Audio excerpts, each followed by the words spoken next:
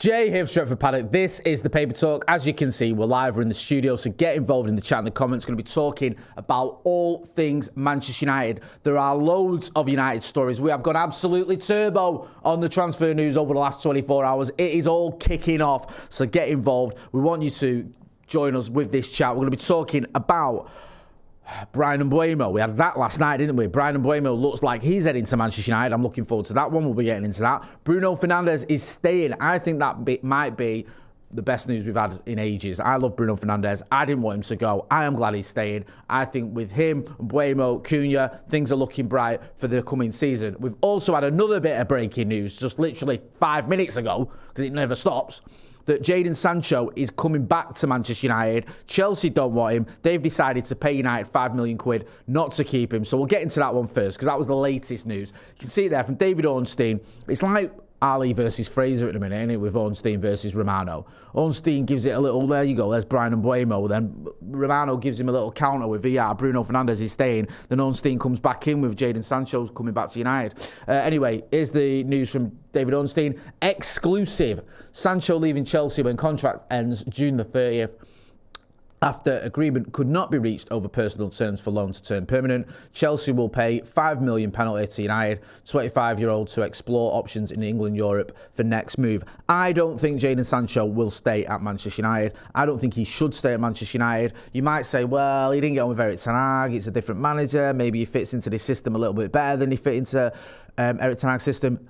Jadon Sancho, Manchester United is not a happy marriage. It doesn't work out. It's not just it didn't work out under Erik ten Hag. It didn't work out under Ole Gunnar Solskjaer. No, it was only briefly under Ralf Rangnick and then under Erik ten Hag. I think Jadon Sancho needs to move elsewhere. I wish him well, but I don't think his future or his long-term future certainly should lie at Manchester United. He might come back for pre-season like he did last season, but I don't think he'll be at Manchester United for very long. Get involved in the chat and the comments. Let us know what you think about this. Jake Cooper, welcome to the academy. Romano sort of followed up on this one. He sort of said what we all know anyway, that Manchester United are going to look to sell Jadon Sancho, which isn't a revelation.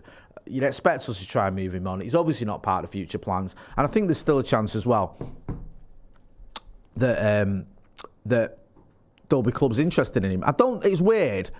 It's not like Jadon Sancho's move to Chelsea was a disaster. It wasn't. He won the European Conference League. He scored in the final. He did get goals and assists. He just went a big chunk of that spell, didn't he? Without getting goals and assists. And there was a spell as well. There was a time when the fans were turning against him. His performances weren't great. So it was a bit of a mixed bag, wasn't it, at Chelsea? But I think there was enough there to say there's still a player there. You can still see something there, especially with scoring in that final as well. That might help him. I hope he does get a move. I think his star still shines very, very brightly, in Germany. So maybe he goes back to Dortmund or Rosalie back to Dortmund. The sticking point is just those wages. He's on about 380k a week or something stupid. I'm sure Jadon Sancho was on. He might have been more than that. I'm sure when we signed him from Dortmund, we threw everything at him to get him to come to Manchester United because we were so desperate to sign him. So I think he actually might be one of the top paid players in the Premier League, which is just frustrating, and it's just Manchester United's transfer policy. Let me know what you think. Get involved in the chat in the comments. Also, apologies for being a bit late, but we wanted to update you with this news because I saw a lot of people saying, where are you, Jay? What's going on? Gene says, give Jadon Sancho the $5 million to do one. Drosky says freedom fighter. Yeah, that's Jadon Sancho's nickname with some of you lot. I've noticed you calling him freedom fighter. If you don't know what that's in reference to, when Marcus Rashford went to Aston Villa, I think Jadon Sancho replied to one of Marcus Rashford's posts saying something like freedom, like Marcus Rashford had been released from prison, like he was Nelson Mandela or something. It was ridiculous. Santa Notch says that defo mean Bruno is staying though. If a European club makes a big offer, we're going to get to the Bruno Fernandes comment news in a minute. Some people looking at the way it's been worded, saying could that mean he's going to go to a different European club? I don't think it will, but we will find out a little bit more later on. But I'll get into that. Sorry, let me have a look. Feed Khabib says, anyone happy is Bruno is staying? Tell me the one player who can play next to him in midfield. Rob Cramlington says, Mbeumo ain't coming now and forgot a striker. Where is this money coming from? I don't know if the fact that Jadon Sancho is staying means that Bryan Mbeumo won't come to Manchester United. I think that's a bit of a stretch. I think Manchester United could probably still afford to do that. Let's talk about Bruno Fernandes. We know that Jadon Sancho is staying. We know that he's staying because Chelsea don't want to keep him. It's a little bit different with Bruno Fernandes. This is a little bit of background. So the first sort of news we had with Bruno Fernandes was from Fabrizio Romano this morning, when Romano said basically that Bruno Fernandes is staying. He's rejecting a move to Al Hilal. We'll get to that in a minute, but this is some of the background here. This is from Rudy Galetti. It says Amorim played a key role in Fernandes' decision to stay at United, turning down Al Hilal's bid. In the last meeting, the coach reiterated that Bruno is one of the cornerstones of his project to relaunch United. Personal reasons also pushed the CM to remain there. We can bring up Romano's tweet as well, and we get a sec, just to go through that, because some people are hanging on to this word. Exclusive, Bruno Fernandes has rejected Al Hilal proposal, despite crazy contract proposal from the Saudi Pro League club. Bruno Fernandes wants to continue playing football in Europe. Man United captain wants to play at top level in Europe. Decision made. Now, some people looking at it and going, actually, does that mean that he might want to go somewhere else then? Is the top level in Europe not the Champions League? I think that Bruno Fernandes not going to Al Hilal means he's staying at Manchester United. I think the money that they were offering was what made that an attractive proposition for Manchester United. Not a proposition I wanted us to go along with, but it at least looked decent in terms of the money. I don't think you're going to get another European club or a club in Europe offering anywhere near the amount of money that Al Hilal were going to offer. And I think that would make Manchester United not want to sell him. I don't even think there'd be many clubs in Europe that are coming in for him, because he's not someone who you'd associate with being for sale. He's 30 years old. It's a weird one, because are Real Madrid going to come in for Bruno? I think he could go to Real Madrid. I think he could do a job there. Are they going to come in for him? Are they going to pay 70, 80, 90 million quid, 100 million quid for a 30-year-old, which is probably what it'd take for Manchester United to sell him? No. Who else is there? Barca ain't going to come in with that kind of money. He's not going to go anywhere else in the Premier League. Bayern Munich, I wouldn't see spending upwards of 90 million quid on Bruno Fernandes. So who's coming in for him that would have enough money to make Manchester United go, actually, yeah, we'll have a bit of that? Because I still think the only way he goes, or would go, is if it was massive money. I don't think 60 million quid buys you Bruno Fernandes, and I don't think it should. And this is what frustrated me a little bit when the Bruno Fernandes leaving sort of news broke. At first it was like, oh, we're going to get 200 million quid for him. It's going to be a ridiculous offer. He's going to be like the most expensive player ever. And people kind of bought into that. And then all of a sudden it changed. It changed to...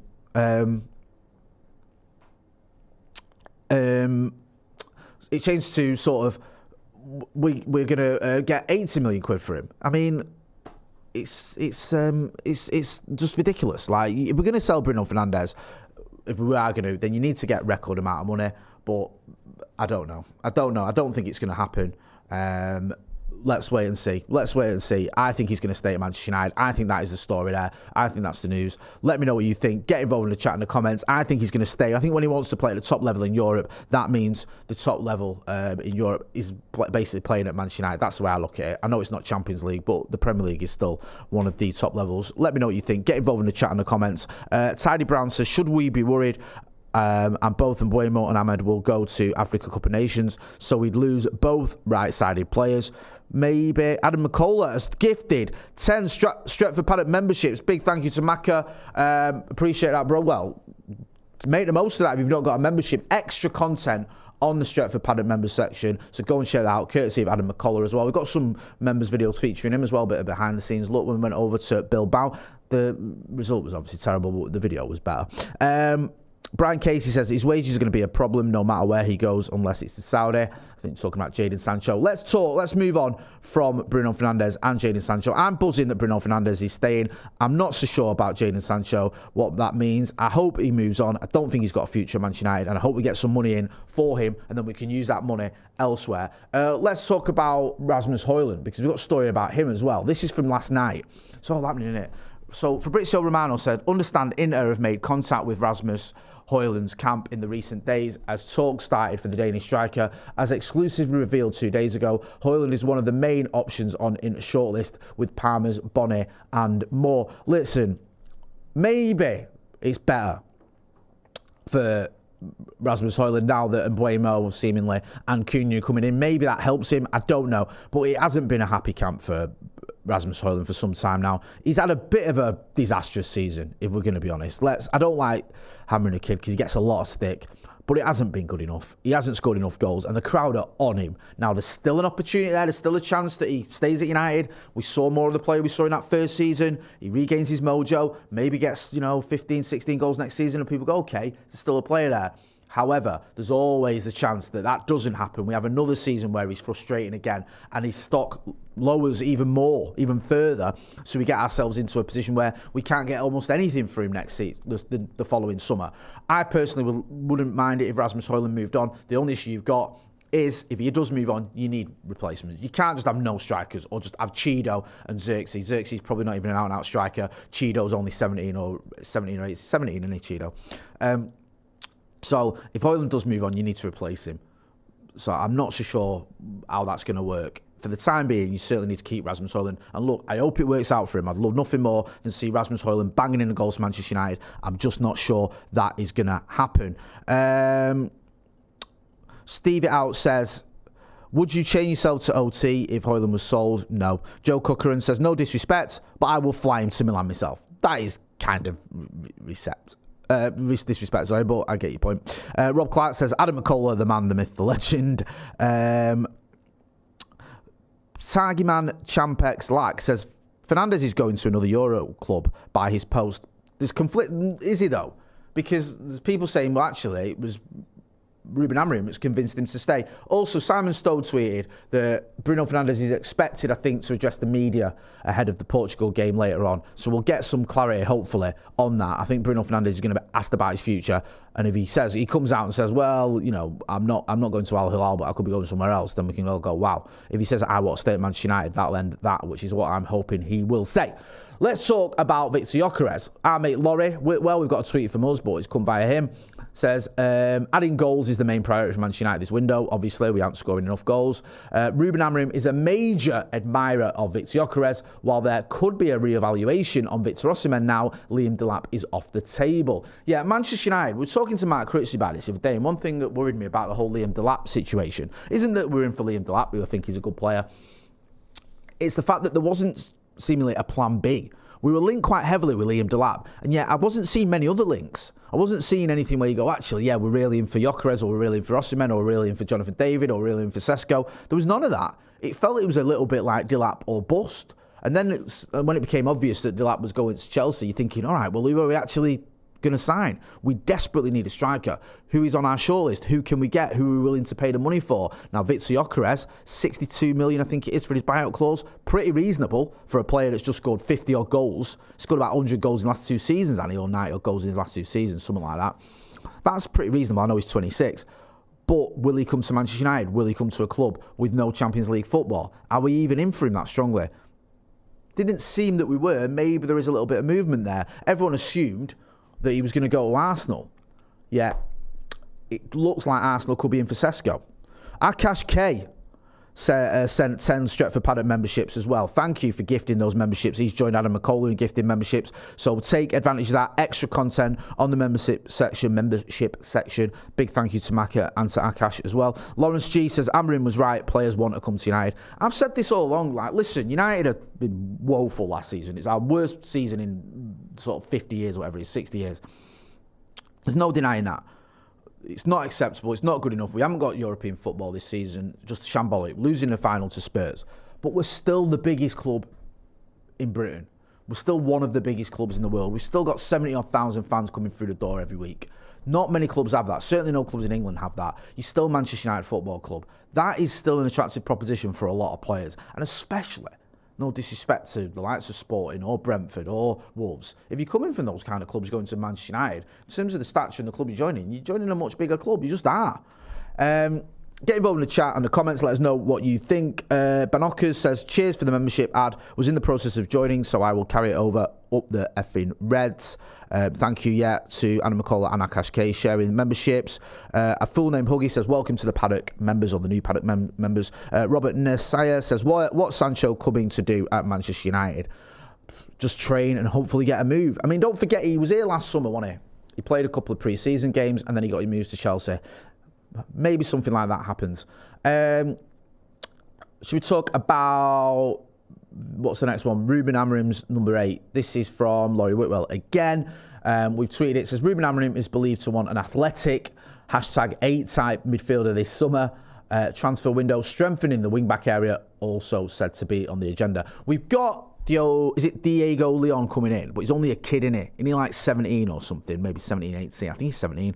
Coming in from Paraguay. And I think the news was we were going to get him in, see what he's like in pre-season, and then decide whether to send him back to Paraguay. Not permanently, but maybe get some more experience or send him out on loan or bring him into the first team. You've got Harry Amas. You've got potentially Ahmad, who can play as a wing-back.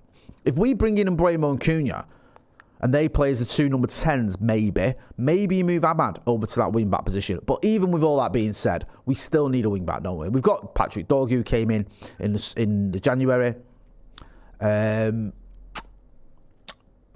who else am I missing? We've got Delo. Luke Shaw still knocking about. There's some options, but we need strengthening. We do, don't we? We do. So I think that's not a bad shout. Also, we've got Mantato as well coming through the academy who can play at wing back. He's a very good player. I know Finn's a big fan of his, but yeah, I think we could do reinforcements there. It wouldn't surprise me if we went out and got a wing back. It annoys me that slightly that is it Frimpong went. He's got the Scousers, isn't he? Are they in for Gyokeres as well? I think they're snapping up everyone, aren't they, Liverpool? Doing what you should do when you've done well. He's strengthened while he's strong. Steve M says, Amorim fought to keep Bruno. If Amorim sees him as being key to the rebuild, that's all there is to say. Just the manager. Harry Potter says, get the likes in, people. Yes, well done. Verty Joe says, like Steers said before, if you join United and get them back to the top of English football in Europe, you'll become immortal. Yeah, that's true. There's nothing, can't be much of a bigger achievement in football than getting United back to the top. Let's talk about Bryan Mbeumo. It almost seems like old news, that, doesn't it? Only kicked off this, about 12 hours ago, whatever it was, 15 hours ago. Feels like it happened ages ago because we've had so much news since then. David Ornstein posted this last night. Bryan Mbeumo decides he wants to join United, and United now expected to open talks with Brentford and bid to sign 25-year-old forward this summer. Likes of Arsenal, Newcastle, Spurs, all interested, but Cameroon International favours Old Trafford if deal agreed. We've got to get this deal done. I think Mbeumo is a fantastic talent. 20 league goals last season, wasn't it? I mean, can't ignore that. I think the last time someone scored 20 Premier League goals for United was Robin van Persie. We've had players score 20 goals in all competitions. Marcus got 30, but only 17 in the Premier League. Bruno's had 18 in the Premier League. Ronnie had 18 in the Premier League. I think Zlatan and Lukaku had about 17 or 18 Premier League goals. So I think Martial was something similar, I believe. I think so. Might be wrong, but I think so. Yeah, it's very rare to score 20 Premier League goals. If we can bring someone in that does that, then that cannot be ignored.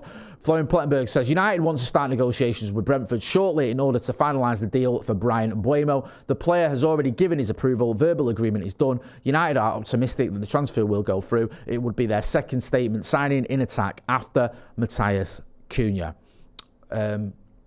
United are optimistic that transfer will go through. That's good to know. I mean, if we can get Mbeumo and we've already got Cunha and we're keeping Bruno, that's not bad, is it? That's a good start. Jesus, we're only on the 3rd of June. That's a decent enough start, isn't it? We just need other areas to strengthen. We know, as we've just mentioned, we probably need a number 8 and a wing back.